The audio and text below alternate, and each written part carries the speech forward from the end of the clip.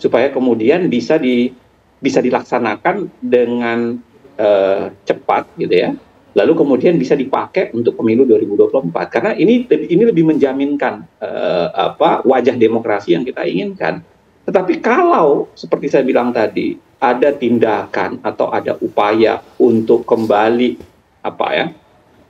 menahan itu, misalnya dengan yang saya bilang tadi ada berbagai selentingan bahwa akan mencoba menyiasati lagi dengan mengatakan hanya diperlakukan untuk partai tertentu sedangkan partai yang lain tidak, atau kemudian ada keinginan untuk langsung mengubah undang-undang pilkada dengan cepat, atau ada keinginan untuk menahannya atau membuat mekanisme yang berbeda di KPU. Saya rasa ini adalah tontonan yang sama sekali merusak sebenarnya demokrasi. Makanya perlu kita bilang atau perlu kita kirimkan sinyal kepada baik DPR maupun KPU, pemerintah ya. Saya kira arus baik ini dilanjutkan, jangan kemudian malah dibuat arus balik gitu. Arus yang baik ini harusnya dilanjutkan dalam proses kontestasi lokal sehingga bisa menjaminkan demokrasi yang paling tidak secara proses lebih baik dibanding kemudian ada upaya-upaya untuk membalik lagi arus yang sebenarnya sudah cukup baik. Baik, terima kasih Mas Uceng. Ini menjadi bahasan yang menarik. Sesaat lagi nanti kita akan bahas bahwa ada upaya untuk mencari celah dari aturan ini. Tetap kemudian harus koalisi besar yang kemudian akan mendominasi Pilkada Jakarta. Jika pola seperti itu, kira-kira siapa yang paling diuntungkan? Nanti kita akan tanya dari perwakilan Kimples, mulai dari Partai Gerindra, bahkan juga Golkar, pemirsa, bahkan juga Mas Seno nanti akan menanggapinya sesaat lagi. Kalau Mas Seno sendiri sempat dengar tidak sih selentingan-selentingan seperti yang dikatakan Mas Uceng bahwa ada upaya mencari celah bahwa aturan ini tidak berlaku untuk PDIP, tapi partai-partai kecil? Ya tentunya kita harus setia pada amanat konstitusional dari MK, dan itu di dalam putusan yang dibacakan oleh Pak Suhartoyo tadi saya kira sudah jelas semuanya tafsirannya.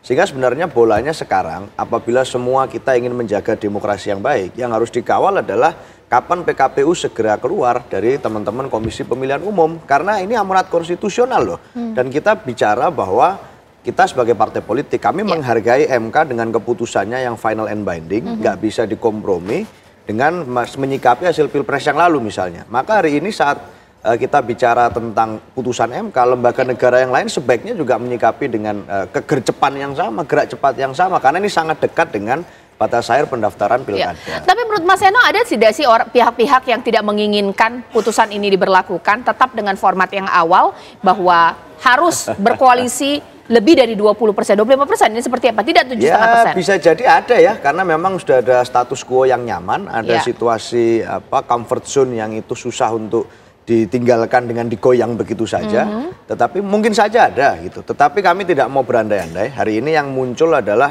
putusan MK yang sudah begitu jelas. Kita berharap semua patuh pada putusan tersebut dan ready to compete dong. Ini kan pilkada yang harusnya memberikan ruang terbuka bagi semua anak bangsa. Demokrasi kita harusnya demokrasi substansial, bukan demokrasi artifisial yang semuanya dilakukan konsensus secara diam-diam, lalu kemudian menggunakan aturan sebagai prosedur. Nah, MK hari ini berusaha mengembalikan roh demokrasi kita kembali pada kitanya. Kita hargai itu, kita beri satu apresiasi, dan selayaknya kita akan menyiapkan nama-nama terbaik untuk dimajukan di Jakarta. Karena kita membaca suara publik yang itu tergambar di survei misalnya, yang memunculkan bahwa ada banyak nama yang muncul, sehingga kami meramu nama-nama itu dengan baik selama ini dengan optimisme yang kami miliki. Putusan MK hari ini tidak hanya menguntungkan kami, ini menguntungkan seluruh warga negara Indonesia yang menginginkan demokrasi yang substansial hadir. Ini memberikan ruang terbuka bagi semua partai politik untuk melakukan kaderisasi dan mengusung kadernya sendiri. Di Jakarta bukan hanya kami yang bisa ngusung, ada kawan-kawan partai politik yang lain. Jadi ini sangat terbuka bagi semua. Sekarang saya akan bertanya kepada Bang Riza Patria, mewakili Partai Gerindra sini, Koalisi Kimples. Bang Riza, kalau tadi sempat ada beberapa dugaan dari beberapa pihak bahwa ada yang tidak menginginkan bahwa aturan ini diberlakukan dengan format yang awal 25% sehingga Kimples lah yang akan mendominasi. Ini dari Kimples tidak sih yang tidak menginginkan hal ini atau tidak? Saya tidak tahu. Bagaimana jawabannya? Iya, Mbak Caca. Bang Riza bisa dengar pertanyaan saya dengan jelas? Iya, sangat jelas. Boleh dijawab?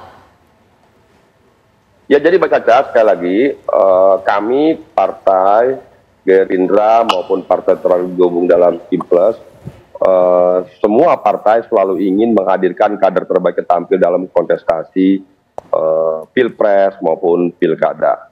Yang kedua, kami memang punya koalisi Kim dalam rangka mengusung Prabowo Gibran dan ingin Kim ini bisa kompak, solid mengusung pasangan calon di setiap pilkada. Sekalipun dari 545 tidak mungkin kami memastikan semua pilkada itu diusung oleh Kim maupun Kim Plus, karena di banyak tempat tentu bergantung pada karakteristik daerahnya, ketokohan pasangan calon, dan setiap partai di Kim juga punya kader-kader terbaik yang punya keyakinan bisa menang di berbagai pilkada, dan pada akhirnya di beberapa tempat banyak juga antara partai di Kim Plus juga harus berkompetisi secara baik dan sehat. Begitu juga partai-partai yang di Kim juga banyak sekali berkoalisi dengan partai di luar Kim, Gerindra dengan PKB, dengan PKS, dengan Nasdem maupun dengan PDIP juga banyak sekali. Begitu juga sebaliknya Golkar, Demokrat, PAN juga banyak sekali berkompetisi dengan partai berpasangan dengan partai di luar Kim Plus maupun berkompetisi. Jadi saya kira sangat cair. Sekali lagi antara Pilpres dengan Pilkada tidak bisa selalu linier ya, sekalipun setiap koalisi ingin bisa linier. Dan sekali lagi begitu juga di beberapa daerah tentu menjadi perhatian bagi kami di Kim, termasuk di Jawa. Alhamdulillah di Jawa Timur tidak hanya Kim, tapi juga partai di luar Kim juga bergabung bersama mengusung Mbak Khofifah Emil Dardak. Begitu juga daerah-daerah lain. Di beberapa daerah seperti di Banten, di tempat saya di Tangsel, justru kami berkompetisi dengan partai bersama Kim. Baik.